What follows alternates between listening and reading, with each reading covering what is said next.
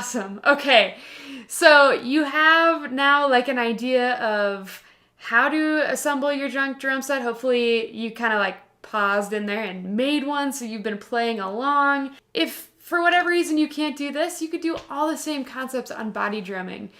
And you can go now and look at all of our videos of drum set playing and all these different ideas, different sequences, and just keep in mind, you don't have to have a drum set right there to learn how to do this stuff.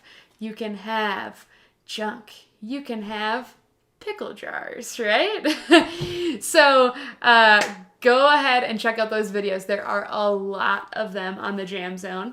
And then go on YouTube, look up songs. A lot of songs use the backbeat or variations. Try to see what you hear.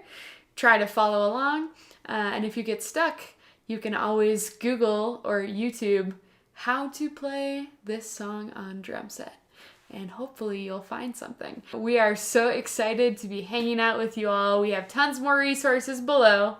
And have a great time jamming out on your junk drum set.